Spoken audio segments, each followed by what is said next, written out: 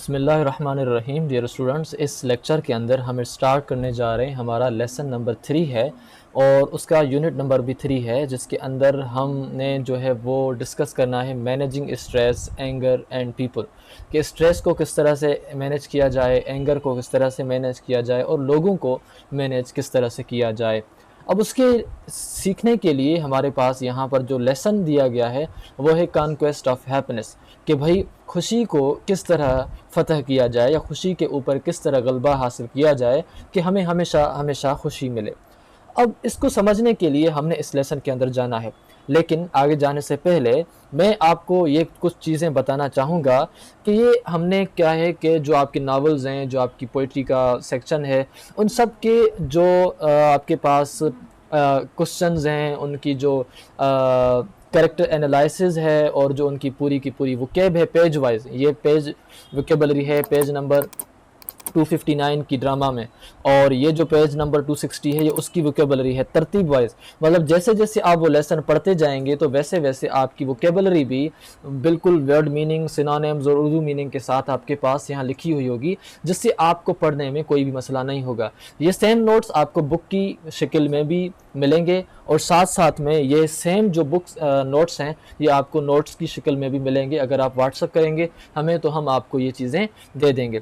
लेकिन साथ साथ मैं आपको ये भी बता दूं कि ये जो हमारे पास नोट्स हैं, हर लेसन की हमने जो है नोट्स बना दिए हैं और साथ में रीडिंग और ट्रांसलेशन करने के बाद हम जो है इनके जो क्वेश्चंस हैं, उन सवालात के, उन लेसन्स के उन वो जवाबात जो हैं वो हम बिल्कुल आसान तरीके से आपके पास यहाँ पर वो भी देते हैं और वो हम जो है लेक्चर्स अपलोड करते जाते हैं हर लेसन के बाद। बहरहाल अब हम जो है वो इस लेसन की तरफ जाते हैं, लेकिन इस लेसन को शुरू करने से पहले कुछ 3 बड़ी शख्सियतों के जिन्होंने कामयाबी और खुशी के ऊपर चीज़ों को लिखा है, हम उनके 3 कोटेशंस पढ़ते हैं। सबसे पहले कोटेशन इस मार्कस का है, जिसने कहा था the happiness of your life depends upon the quality of your thoughts. आपके पास जो आपकी ज़िंदगी की खुशी है वो डिपेंड करती है क्वालिटी ऑफ योर थॉट्स। आपकी जो थॉट्स हैं उन सोचों की क्वालिटी के ऊपर डिपेंड करता है कि आपको जो खुशी है वो कितनी मिलेगी और क्या मिलेगी। ये चार्जर था जोस। उसके बाद यहाँ पर आपके पास जो दूसरा कोटेशन है वो है कि happiness is not the mayor possession of money. जो खुशी है वो पैसे के पोजेशन का, पैसे के हुसूल का नाम नहीं है। It lies in the Joy of achievement. आप जो भी अचीवमेंट करते हैं, जो भी चीज़ें हासिल करते हैं, उनकी खुशी में जो खुशी आपको मिले वही दरअसल जो हैप्पीनेस है। In the thrill of creative effort, creative effort करने के लिए आप जो चीज़ें अचीवमेंट्स हासिल कर रहे हैं उसमें जो आपको खुशी मिलेगी दरअसल वो असल खुशी है, ना कि वो खुशी जो आपको पैसों से मिल रही हो। उसके बाद यहाँ पर जो हमारे पास तीसरा कोटेशन है वो ये है कि happiness is not something readymade. खुशी जो है वो कोई बनी बनाई चीज़ नहीं है। It comes from your own actions. ये आपके अपने कामों से खुशी मिलती है। जैसे आप काम करेंगे वैसी जो है आपको खुशी मिलेगी ना लो। उसके बाद यहाँ पर आपके पास है कुछ सवालात हम यहाँ पर आपसे करते हैं कि भाई इन तीनों कोटेशंस में आपको कौन सी चीज़ जो है वो कॉमन मिली। इन तीनों में आपको जो चीज़ कॉमन मिली वो ये थी कि भाई जो खुशी है वो आपके अंदर की है, खुशी जो है वो पैसों पर डिपेंड नहीं करती। अब हम आते हैं इस लेसन को शुरू करने। अब यहाँ पर हम चलते हैं इस लेसन की तरफ जिसमें ये लिखा हुआ है, या ये हमारा इस लेसन का टॉपिक है conquest of happiness bye Bertrand Russell. Bertrand Russell ने इसको लिखा था। अब यहाँ पर हैप्पीनेस का मतलब है खुशी और कॉन्क्वेस्ट का मतलब है कि उसके ऊपर आप फतह करें, उसके ऊपर आप गलबा करें, उसको अपने आप ज़ेर तसल्लुत लाएं, उसको आप सब्जुगेट करें, अपने अंडर करें। तो इसका पूरे का मतलब है कि खुशी का हुसूल। अब ये जो खुशी का हुसूल है वो कैसे होता है, खुशी कैसे मिलती है, ये सारे उसूल इंतहाई बेहतरीन नमूने से आप इस लेसन के अंदर सीखने वाले हैं। ना सिर्फ उसूल बल्कि उसके साथ साथ ये आपकी जो इन इंग्लिश के वर्डों की या इंग्लिश के जो वोकैब है वो भी आप उर्दू की मीनिंग के साथ आप जो है वो भी समझेंगे। अब यहाँ पर यह है कि among the more highly educated members of society today, आज बहुत आला तालीम याफ्ता जो मुआशरे के जो लोग हैं उनके दरमियान या उनमें से scientist are often the happiest, उनमें से जो साइंटिस्ट हैं वो अक्सर औकात ज़्यादा खुश से ज़्यादा खुश होते हैं। Many of the most distinguished among them are emotionally steadfast, उनमें से ज़्यादा जो मशहूर हैं, डिस्टिंग्विश मीन्स नुमाया, मारूफ, मशहूर, अमंग देम उनमें से आर इमोशनली स्ट्रेट फॉरवर्ड, वो जो मशहूर साइंटिस्ट हैं वो इमोशनली तौर पर बिल्कुल सीधे होते हैं, जज्बाती तौर पर वो सीधे होते हैं, स्ट्रेट फॉरवर्ड, सीधी बात। And gain such deep satisfaction from their work that they find joy in nearly everything, तो वो जो हैं डीप, एक गहरी उनको इत्मीनान होता है उनको उनके काम से कि वो अपने काम के अंदर खुशी उनको मिलती है। नियरली एवरीथिंग, इन नियरली एवरीथिंग, नियरली मीन्स तकरीबन, नियरली का वैसे मतलब करीब होता है, इन नियरली एवरीथिंग मीन्स तकरीबन हर चीज़ में जो वो करते हैं साइंटिस्ट, जो भी मशहूर साइंटिस्ट हैं उनको खुशी होती है। They are happy in their work, क्यों? वो अपने वर्क में खुश हैं, अपने काम करने में खुश हैं। क्यों? सबब क्या है?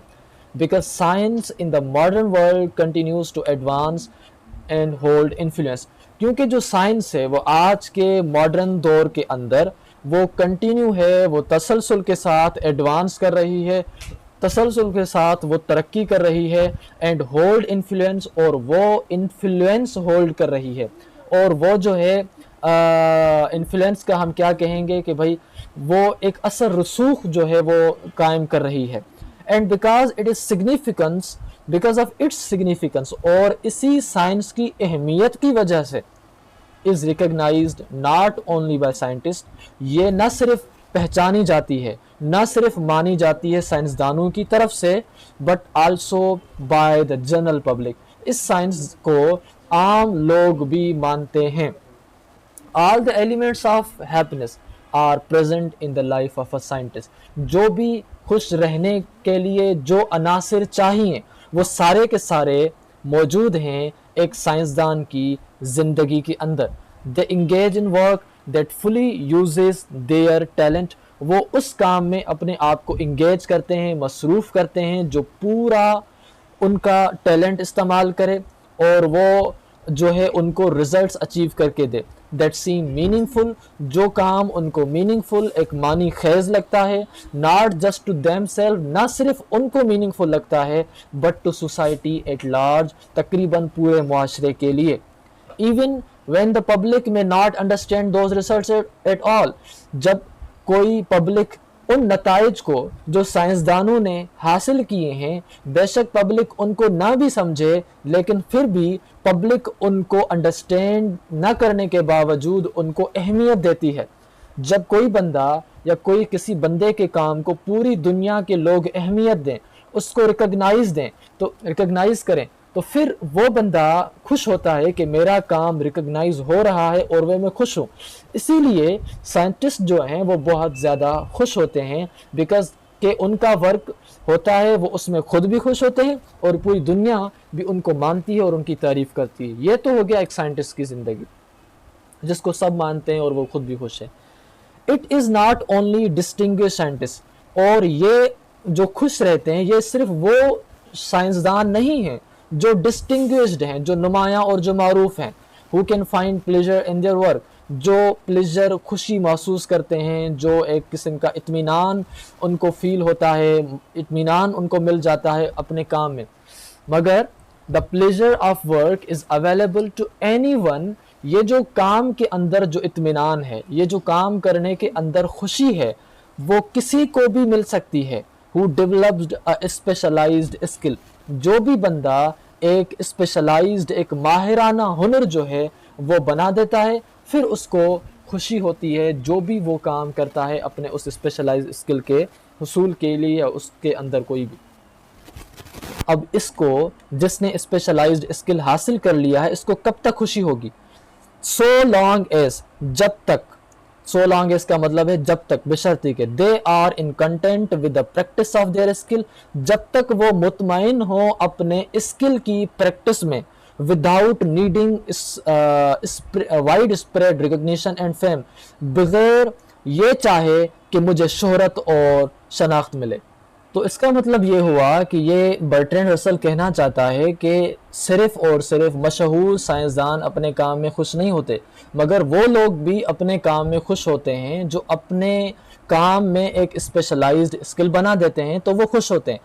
और वो खुश फिर तब तक होंगे जब तक वो इस चीज़ की डिमांड नहीं करेंगे कि मुझे मेरे काम के लिए सराहा जाए, मुझे मेरे काम के लिए तारीफ़ की जाए मेरी। तो जब तक ये उनकी डिमांड नहीं होगी तब तक वो अपने काम में इत्मीनान और पुरसकून और खुशी महसूस करेंगे। लेकिन जब उनकी ये एक रिक्वायरमेंट बढ़ जाएगी कि मैं स्पेशलाइज स्किल तो मैंने कर दिया है, लेकिन अब मुझे पहचाना जाए, अब मेरी तारीफ़ की जाए, अब मेरी जो है वो लोग मैं जहाँ जहाँ प्रोटोकॉल देना शुरू कर दें, जब उसके अंदर ये ख्वाहिशें आ जाएंगी तो फिर वो अपने उस स्पेशलाइज्ड स्किल के अंदर उसको खुशी नहीं मिलेगी। ये चीज़ यहाँ पर ये कह रहा है कि आप डिमांडिंग ना हो, आप जो है वो उसी के अंदर खुशी महसूस करें। अब यहाँ पर आगे साइंसदान कुछ लोगों की मिसाल दे रहा है। आई वंस ये जो राइटर है वो कुछ साइंसदानों की मिसाल दे रहा है। I once knew a man who had lost the use of both legs early in life. मैं एक ऐसे शख्स को जानता हूँ जिसने अपनी दोनों टांगें अपनी ज़िंदगी के अंदर खो बैठा था या गंवा बैठा था, yet remained quietly happy throughout a long lifetime. उसके बावजूद भी remain रहा क्वाइटली हैप्पी, बहुत खुश, through out a long life time. Through out का मतलब होता है पूरी, entire. Through out a long life time, पूरी ज़िंदगी के अंदर फिर भी वो खुश रहा। अब सवाल ये है कि उसकी वो दोनों टांगें नहीं थी, फिर भी वो कैसे खुश था। अब आइए हम समझते हैं इस बात को। He achieved this by writing a 5-volume work on rose blight. उसने ये खुशी ऐसे हासिल की कि उसने बैठे बैठे 5 वॉल्यूम का एक बड़ा बुक बना दिया। किसके ऊपर? On a rose blight. अब रोज ब्लाइट क्या भला है? रोज ब्लाइट एक फंगल डिजीज़ है जो कि फूलों को होती है, जो गुलाब के गुल हैं उनको होती है। अब वो जो फंगल डिजीज़ जो रोजेज़ को होती है, जो फूलों पर होती है, उस फंगल डिजीज़ के क्या काजेज़ हैं, क्या कॉन्सिक्वेंसेस हैं और क्या रेमेडियल उसकी मेजर्स हैं, वो कैसे ख़त्म होगी, क्यों आती है, उसको कैसे ख़त्म किया जाए, ये सब चीज़ें उसने रोजेज़ की मुख्तलिफ डिजीज़ के लिए बैठे बैठे उसने लिख दी। क्योंकि वो घूम तो नहीं सकता था, कोई फंगल डिजीज़ वाला फूल मंगवाया, फिर दूसरा मंगवाया, फिर तीसरा मंगवाया, उनके ऊपर रिसर्च की, उनके ऊपर तहकीक की, फिर वो सारी समझ बूझ के उसको लिख दिया उसने जो है अपने बुक के अंदर। फिर उसने इतनी तहकीक कर दी कि खुदा ने उस रोज़ के लिए जो भी दुनिया के अंदर बीमारियां या सारी चीज़ें बनाई थी, तकरीबन जो इंसान के समझने के लिए यहाँ पर थी, इंसान के सामने खुली रखनी थी अल्लाह ने, तो वो उसने तकरीबन सारी वहाँ पर लिख दी। अब क्या हुआ कि पूरी दुनिया जो भी इस रोज़ ब्लाइट की बीमारी से जानना चाहती वो उसके पास जाती। जब वो उसके पास जाती तो जाहिर सी बात है ऑटोमेटिकली उसको फेम मिल रहा था, ऑटोमेटिकली उसको रिकग्निशन मिल रही थी, शनाख्त मिल रही थी। तो ये कह रहा है कि भाई अगर आप अपने काम के अंदर खुशी महसूस करते हैं, खुशी से आप सारा काम करते हैं, तो कुछ ऐसा वक्त आएगा आपको खुद ही ये सारी चीज़ें आपको ऑटोमेटिकली मिल जाएंगी। अब जब उसने ये काम किया, 5 वॉल्यूम वर्क उसने रोज़ ब्लाइट के ऊपर किया। अब मैं आपसे पूछता हूँ कि अगर हमारे पाकिस्तान के अंदर या सिंध के अंदर किसी की 2 टांगें माजूर हो जाती, हम क्या करते? हम उसको टूल प्लाजा पर बिठा के आते, किसी न किसी दरगाह या मंदिर के बाहर खड़ा कर देते कि भाई, कहते कि भाई पेटी सामने रख देते कि भाई इसमें जो है वो चीज़ें पैसे लोगों से ले। अब हम ना तो उसको कोई ऐसी सोच देते, क्योंकि अगर उसको हम ऐसी सोच देते तो जाहिर सी बात उसका दिमाग ऐसा होता और वो कोई ना कोई काम करता। लेकिन हम कोई मौजूद होता है, कोई एबनॉर्मल होता है, तो हम उसको ऐसी जगहों पर छोड़ के आते हैं जहाँ से वो पैसे बटोरे, जहाँ पर वो एक बेगर बने, फ़कीर बने। बहरहाल on which he was a leading authority. अब जो उसने एक 5 वॉल्यूम वर्क किया रोज़ ब्लाइट के ऊपर, वो ये सब लिखने के बाद वो एक लीडिंग अथॉरिटी हो गया। यानी कि जिसको भी जो भी इन चीज़ों के बारे में जानना था वो इसके पास जाता, और कोई भी बंदा इनके बारे में और कोई रिसर्च करता तो उसकी रिसर्च तब तक काबिल कबूल ना होती जब तक ये 2 टांगों से महरूम बंदा उसकी बात को सही न करता। तो मतलब ये एक लीडिंग अथॉरिटी हो गया। जिस तरह आज अमेरिका है, अगर कोई छोटा सा मुल्क हमारी तारीफ़ कर दे तो हमारे लिए कुछ भी नहीं है, लेकिन अगर अमेरिका का कोई प्रेसिडेंट या चाइना का प्रेसिडेंट किसी छोटे मुल्क की तारीफ़ कर देगा तो वो तो हवा में उड़ेगा। तो यही सेम चीज़ है कि ये एक लीडिंग अथॉरिटी हो गया, एक बड़ा मुल्क, एक बड़ा बंदा बन गया कि जिसको भी अपनी बात मनवानी है इससे पहले हाँ करवानी थी। I also knew a man who was the best typesetter in the world. मैं एक ऐसे बंदे को भी जानता हूँ जो पूरी दुनिया के अंदर एक बेस्ट टाइप सेटर था। अब टाइप सेटर क्या होता है? अब यहाँ पर आप ये लिख रहे हैं राइटिंग। अब ये राइटिंग मैं कह रहा हूँ कि राइटिंग कुछ और हो जाए, तो मैंने इसकी राइटिंग चेंज करके कुछ इस तरह की कर दी। अब आप यहाँ पर राइटिंग देख रहे हैं कि राइटिंग चेंज हो गई। अब ये राइटिंग क्या कोई जादू तो नहीं है, कोई करामत तो नहीं है, ये सब इंसानों ने बनाई है। तो वो बंदा जो इस किस्म की राइटिंग्स को सेट करता है सॉफ्टवेयर के अंदर, हम उसको टाइप सेटर कहते हैं। तो ये कहता है कि मैं एक ऐसे बंदे को भी जानता हूं जो इस किस्म की टाइप सेटिंग करता था, टाइपिंग सेटर था वो, मतलब राइटिंग्स को बनाता था। तो इन द वर्ल्ड, पूरी दुनिया के अंदर बेस्ट था। sought after by all who were passionate about designing artistic fonts। Search किया जाता था by all, सबको, सबकी तरफ से, who were passionate about designing artistic fonts। जो भी ये ख्वाहिश करता था कि वो कोई आर्टिस्टिक फॉन्ट बनवाए या बनाए, तो वो पहले सर्च इसको करते थे जो बेस्ट टाइप सेटर था। अब क्या कह रहा है कि हिज जॉय, जो ये टाइप सेटर था, इसकी खुशी कम not so much from the sincere admiration of those who praises. इसकी खुशी वहां से नहीं आती थी कि जब लोग उसकी तारीफ करते थे, जो कि हार्ड टू अर्न है, जो कि कमाना, तारीफ कमाना, किसी की तारीफ लेना बहुत मुश्किल है। ऐसी खुशी उसको वहां से तारीफों से नहीं मिलती थी। कहाँ से मिलती थी? But from the pure enjoyment of practising his craft. मगर उसको खुशी आती थी वो जो हुनर अपना प्रैक्टिस करता था, टाइप सेटिंग करता था, इधर उधर वैसे पूरी सेटिंग करता था, कभी खराब कभी सही, तो उससे उसको खुशी मिलती थी। A joy not unlike that felt by skilled dancers when they dance.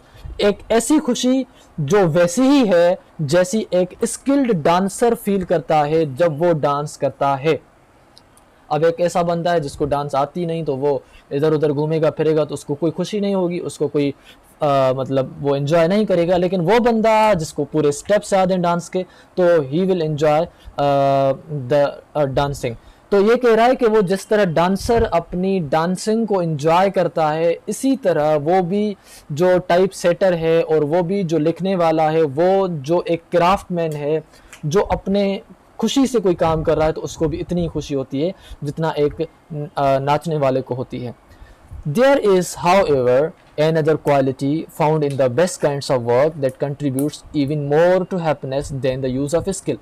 अब ये तो बात थी एक स्किल की, ये तो बात थी एक साइंटिस्ट की, लेकिन उससे भी और ज़्यादा another क्वालिटी है जो कि फाउंड की जाती है एक अच्छे किस्मों के कामों में, जो कंट्रीब्यूट करते हैं, जो है हमें हिस्सा डालते हैं, ताउन करते हैं, इवन मोर टू हैप्पीनेस, खुशी में और ज़्यादा वो कंट्रीब्यूट करते हैं। ऐसे भी काम के किस्म हैं जो हालांकि स्किल तो नहीं है, मगर फिर भी आपको वो करने में खुशी होती है। अब क्या है वो कौन सा काम है, कौन से किस्म का काम है जो स्किल भी नहीं है, जो एक किस्म की रिसर्च भी नहीं है, लेकिन फिर भी खुशी है? This is the quality of constructiveness. ये खूबी है कंस्ट्रक्टिवनेस की। अब कंस्ट्रक्टिवनेस का हमने मीनिंग यहाँ पर लिखी है तामीरी खुसूसियत, quality of being helpful, hopeful, positive and improving helpful. जब आप चीज़ों को बनाते हैं, कंस्ट्रक्टिवनेस करते हैं, मतलब ऐसी खुसूसियत जो चीज़ों को बनाने के लिए हो, चीज़ों को कंस्ट्रक्टिवली सोचने की हो, तो उसमें भी आपको ज़्यादा खुशी होगी। अब आगे हम इस चीज़ को और डिफाइन कर रहे हैं। इन सम वर्क, कुछ कामों में, दो सर्टेनली नॉट इन मोस्ट, दो मीन्स अगरचे, सर्टेनली मीन्स यकीनन, नॉट इन मोस्ट बना तकरीबन में नहीं, अगरचे तकरीबन में, यकीनन वो नहीं है, मगर इन सम वर्क कुछ में है। Something is created that reminds as a lasting result, कोई ऐसी चीज़ बन जाती है जो हमें याद होती है एक हमेशा रहने वाले रिजल्ट के तौर पर। Once the work is finished, भले ही वो काम ख़त्म हो जाता है, मगर कोई एक ऐसी चीज़ रह जाती है जिसकी हमें आखिर तक जो है वो बिल्कुल बहुत खुशी होती है। The most fulfilling goals are those that lead continuously from one achievement to another. अब इसका मतलब ये है कि जो बेहतरीन फुलफिलिंग गोल्स वाली जो है गोल्स वो हैं जो ज़्यादा मकासद या अच्छे जो गोल्स हैं वो हैं जो आपको कंटिन्यूसली मुसलसल एक फतह से, एक अचीवमेंट से, एक हुसूल से दूसरे की तरफ ले जाए। यानी कैसे ना हो कि भाई ख़त्म हो जाए। मिसाल के तौर पर बेहतरीन अचीवमेंट किस तरह है कि भाई आपने अभी आप सोच रहे होंगे कि मैं इंटर में अच्छी मार्क्स A1 उठाऊं, ये एक अचीवमेंट। उसके बाद दूसरी अचीवमेंट क्या होगी कि भाई मैं अच्छी यूनिवर्सिटी में दाखिला ले लूँ, MD में दाखिला ले लूँ या इंजीनियरिंग की अच्छी यूनिवर्सिटी में दाखिला ले लूँ, अचीवमेंट हो गई।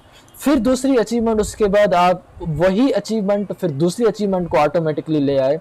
मिसाल आपने इतना पढ़ा, इतनी अच्छी आपने GPA ली कि यूनिवर्सिटी वालों ने आपको अपना टीचर रख दिया, यूनिवर्सिटी वालों ने आपको फॉरेन भेज दिया या किसी कंपनी में, एक अच्छी कंपनी में लगा दिया, तो वो अचीवमेंट मिल गई। फिर जैसे आपने वहाँ से काम किया तो फिर उन्होंने कोई और अचीवमेंट आपको ऑफर कर दी। तो fulfilling goals are those that lead continuously from one achievement to another. fulfilling goals ऐसे हैं कि जो एक अचीवमेंट से दूसरी की तरफ आपको लेके जाते हैं without ever reaching a final and, बगैर किसी एक फाइनल एंड पर पहुंचने के।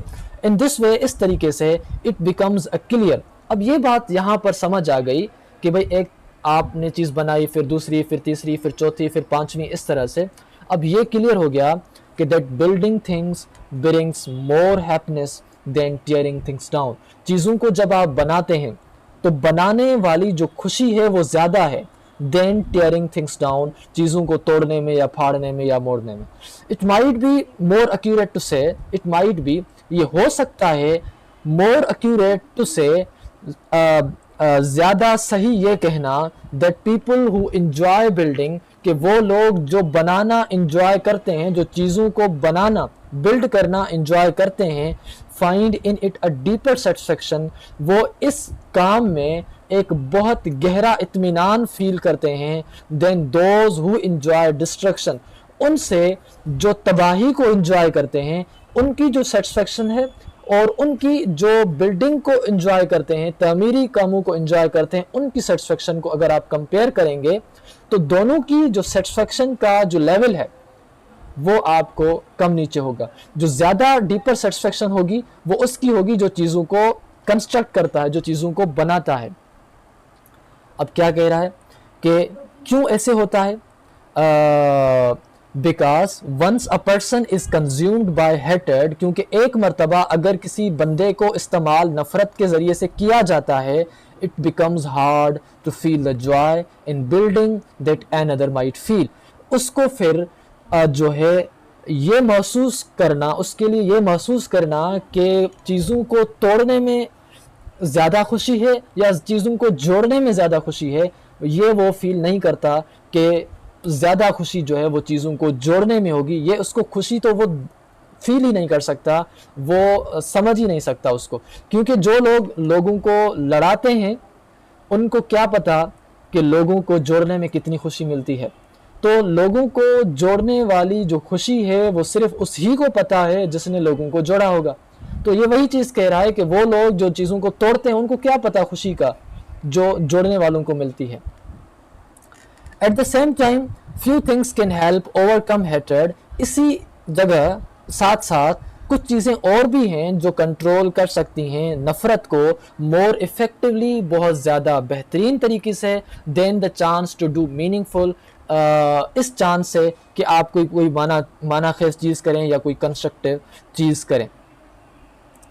नॉट फार रिमूव्ड फ्रॉम, अब यहाँ पर ये लफ्ज़ है नॉट फार रिमूव्ड फ्रॉम। अब फार रिमूव्ड फ्रॉम, ये जो तीन लफ्ज़ हैं, ये तीन लफ्ज़ एक इडियम बनाते हैं। अब इस इडियम का मतलब है डिस्टेंट फ्रॉम या अनरिलेटेड टू, मीन्स कोई चीज़ दूर हो, कोई चीज़ किसी से रिलेटेड ना करे, तो आप उसको कहेंगे कि फार रिमूव्ड फ्रॉम, इस चीज़ से वो बहुत दूर है। लेकिन यहाँ पर कहा गया है नॉट फार रिमूव्ड फ्रॉम, यानी कि ये अब आप जो सामने चीज़ पढ़ेंगे ये ज़्यादा दूर नहीं है या रिलेटेड नहीं है, अनरिलेटेड नहीं है, मतलब रिलेटेड है। Not far removed from means वो जो चीज़ अब आप यहाँ पर पढ़ेंगे वो अनरिलेटेड नहीं है, किससे वो आप समझेंगे। Dedication to obscure causes is the joy found in hobbies. अब डेडिकेशन टू ऑब्सक्योर काजेस का मतलब है कि आप डिफिकल्ट चीज़ों के ऊपर जो आप फोकस करते हैं वो खुशी, और वो खुशी जो आपको हॉबीज़ में मिलती है, वो दोनों खुशियाँ एक दूसरे से दूर नहीं हैं। मतलब डिफ़िकल्ट चीज़ों को फोकस करने में या डिफ़िकल्ट चीज़ों को सॉल्व करने के लिए जो आप डेडिकेशन देते हैं, और उस डेडिकेशन के दौरान जो आपको खुशी मिलती है वो खुशी, और वो खुशी जो आपको क्रिकेट खेलने में और घूमने फिरने में अपनी हॉबीज़ को पूरा करने में मिलती है, वो दोनों खुशियाँ अलग अलग नहीं हैं। वो खुशियाँ ऐसी हैं जैसे आपको कोई खुशी हॉबी में मिलती है। One of the most famous living mathematician splits his time equally between solving mathematical problems and collecting stamps. एक बहुत मशहूर लिविंग मैथमेटिशियन था जो अपने टाइम को बराबर जो है वो स्प्लिट करता था सॉल्विंग मैथमेटिकल प्रॉब्लम्स को हल करने में एंड कलेक्टिंग स्टैम्प्स और स्टैम्प्स को कलेक्ट करने में।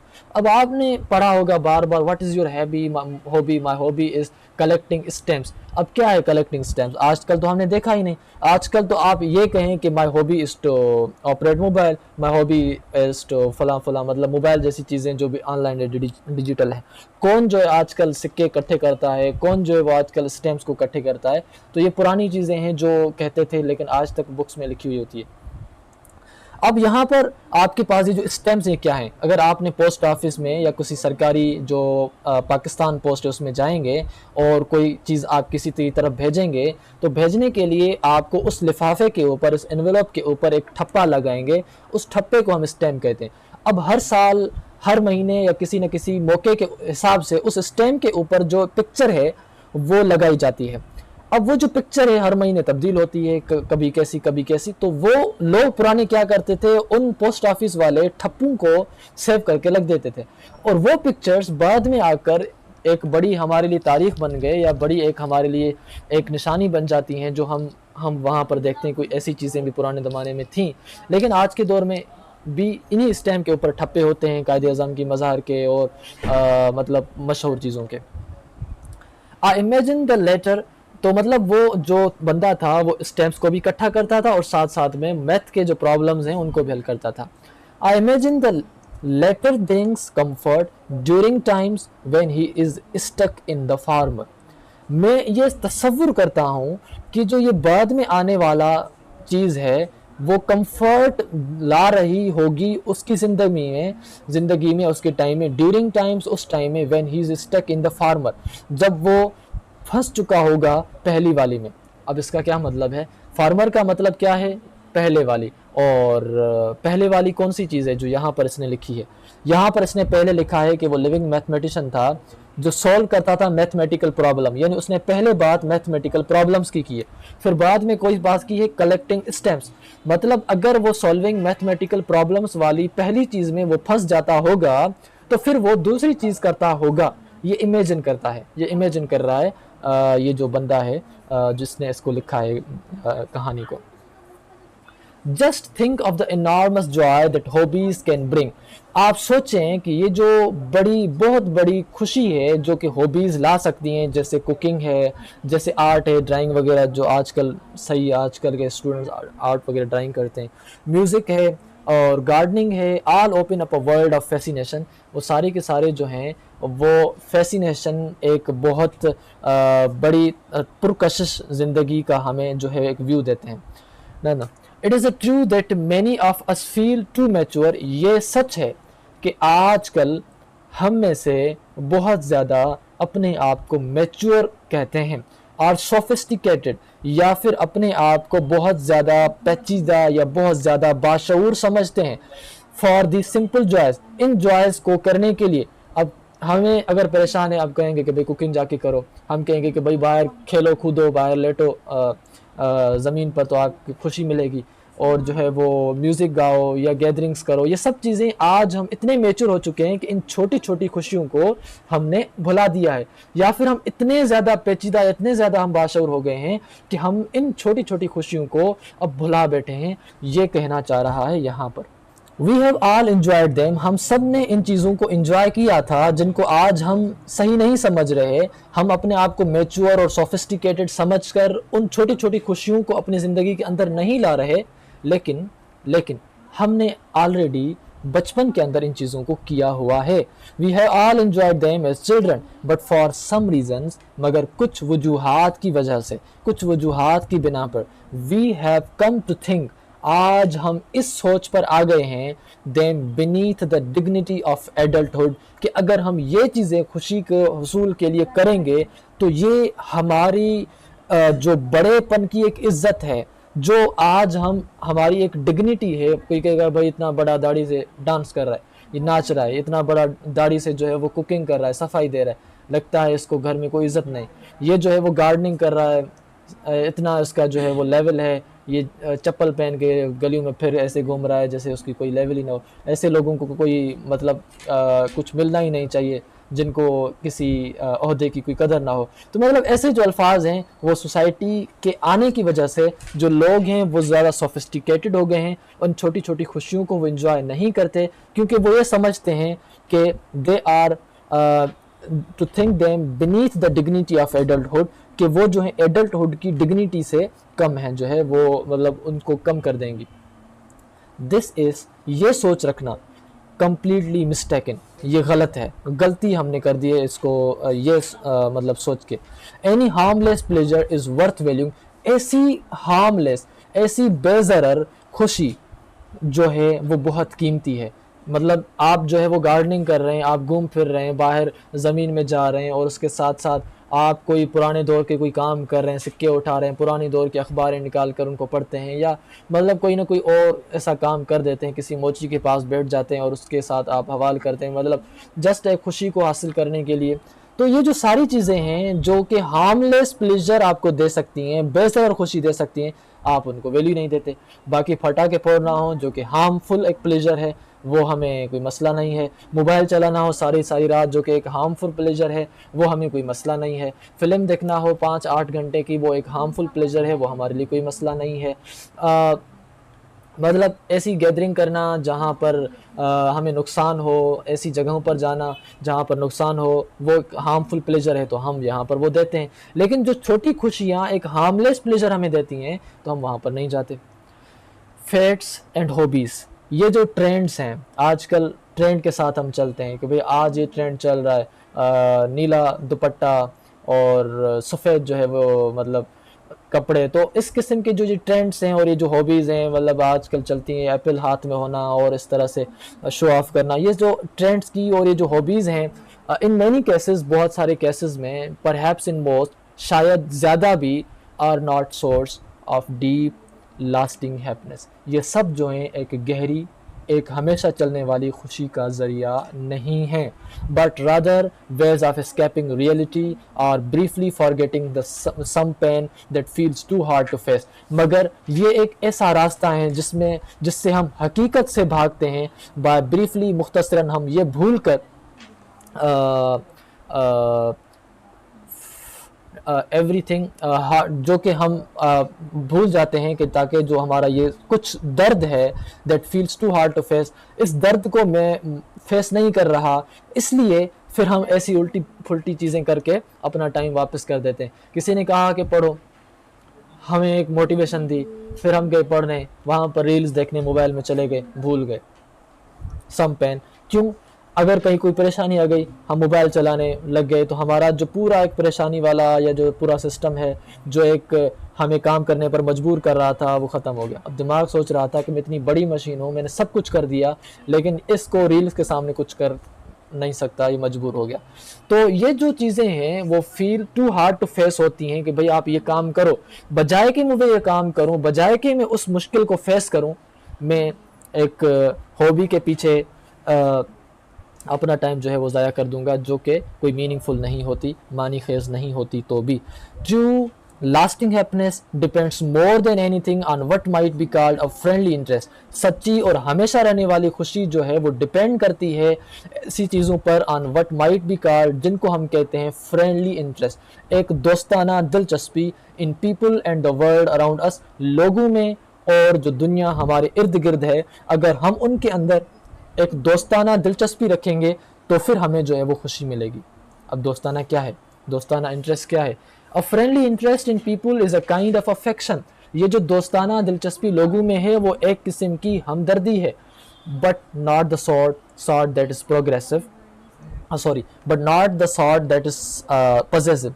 ये जो हमदर्दाना दिलचस्पी है लोगों के अंदर, ये एक ऐसी हमदर्दी है, ये इस किस्म की नहीं है कि आप उससे पजेसिव हो जाएं, आप उसके ऊपर कंट्रोल करें, आप उससे जो है वो क्रेविंग करें, एन इंटेंस रिस्पॉन्स, आप चाहें कि उसकी तरफ से एक सख्त, एक बार बार, एक मतलब बार बार उसकी तरफ से रिप्लाई आए, बार बार वो मुझे रिस्पॉन्स करे, वो मुझे रिस्पॉन्स क्यों नहीं कर रहा, वो मुझे ख्याल क्यों नहीं कर रहा। ये सब चीज़ें जो हैं वो पजेसिव और कंट्रोलिंग हैं। अगर आप ये फ्रेंडली इंटरेस्ट आपकी दूसरे बंदे में है तो फिर आपको खुशी नहीं मिलेगी। आपको ना तो पॉजिटिव होना है, ना तो चिपकू होना है, ना तो फिर आप कंट्रोलिंग होना है किसी दूसरे के ऊपर, तभी जो है आपको खुशी मिलेगी। अब क्या कह रहा है?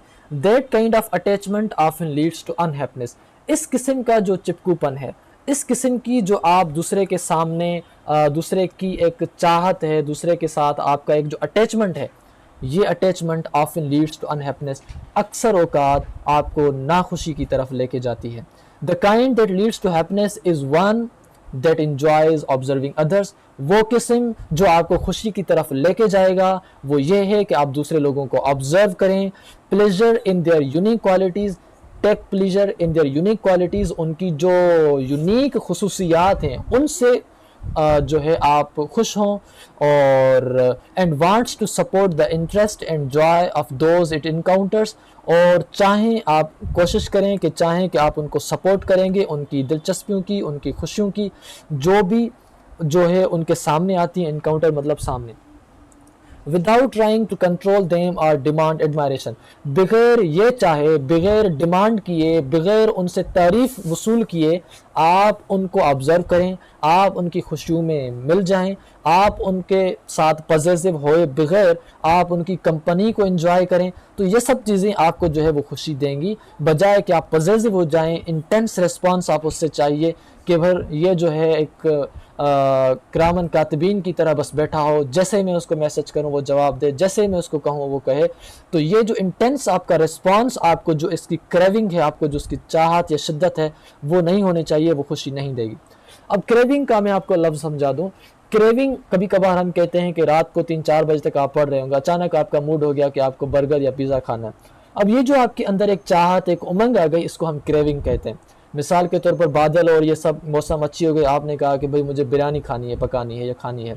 अब ये जो आपके अंदर एक चाहत उमंग आ गई, हम इसको क्रेविंग कहते हैं। तो आप कह सकते हैं कि I am craving for biryani और something like that. A person who genuinely feels this way about others will both spread happiness and receive kindness in return। वो बंदा जो सही से चलता है, तो वो बंदा genuinely feel help, खुशी महसूस करता है दूसरे लोगों के लिए भी, spread happiness, खुशी को फैलाता भी है, एंड रिसीव काइंडनेस, और दूसरे लोगों की हमदर्दियाँ भी बटोरता है, लेता है इन रिटर्न बदले में। Because they are in content in themselves, क्योंकि वो सब फिर आपस में इत्मीनान में होते हैं। जब वो एक दूसरे को पजेसिव या कंट्रोल नहीं करते, एक दूसरे की कंपनी को एंजॉय करते हैं, तो फिर वो एक दूसरे के साथ कंटेंट होते हैं। कंटेंट का मतलब एक दूसरे के साथ राजी होते हैं। दे मेक इंजॉयबल कंपेनियंस, फिर वो जो हैं इंजॉयबल कंपेनियंस बनाते हैं। इंजॉयबल कंपेनियंस का मतलब है कि भाई वो ऐसे साथी बनाते हैं कि एक दूसरे के साथ मस्करी मजाक करते हैं, इंजॉय करते हैं, एंड दैट इन रिटर्न, और ये सब चीज़ें बदले में इंक्रीजेज देयर ओन हैप्पीनेस, वो फिर उनकी खुशी को इंक्रीज करती है। To naturally and effortlessly like many people may be the greatest source of personal happiness of all. कुदरती तौर पर और बगैर किसी एफर्ट किए बहुत सारे जो लोग हैं वो एक बड़ा ज़रिया हैं खुशी देने का, लेकिन हम पर है कि हम एक दूसरे के साथ किस तरह का जो है वो ताल्लुक़ बनाते हैं। I also appreciate a friendly interest in things. अब ये तो जो आपने इंटरेस्ट पढ़ी, ये तो इंटरेस्ट एक दोस्ताना दिलचस्पी लोगों में थी, लेकिन ये कह रहा है कि ये दोस्ताना दिलचस्पी लोगों पर अगर आप रख रहे हैं तो आपको खुशी मिल रही है, लेकिन अगर आप ये दोस्ताना दिलचस्पी चीज़ों में रखेंगे तो भी आपको खुशी मिलेगी, जो कि ये समझना अजीब है कि ये कैसे होगा।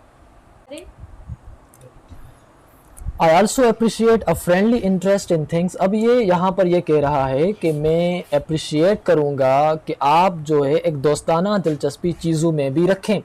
This phrase might sound a bit unusual. ये जो फ्रेज है, ये जो जुमला है, आपको हो सकता है एक अजीब लगे, एक गैर मामूली लगे। सम में आर्ग्यू, हो सकता है कि कोई बहस भी करे, कोई इसे एतराज़ भी करे, that it is impossible to feel friendly toward inanimate objects. वो ये एतराज़ कर सकता है कि भाई फ्रेंडली इंटरेस्ट, दोस्ताना दिलचस्पी गैर जानदार चीज़ों में कैसे की जा सकती है। गैर जानदार चीज़ों में दोस्ताना दिलचस्पी करना इम्पॉसिबल है, ये कोई आर्ग्यू कर सकता है। वैसे समझ भी आ रहा है कि मोबाइल में या मतलब गैर जानदार चीज़ों में किस तरह से खुशी हो सकती है। अब हम यहाँ बताएगा उसका मिसाल। Still there is something similar to friendliness in the kind of interest of a geologist has in rocks. ये बिल्कुल उसी ही किस्म की एक दोस्ताना काइंड ऑफ इंटरेस्ट है, दिलचस्पी है, जो एक जियोलॉजिस्ट को पत्थरों में होती है, रॉक्स में होती है।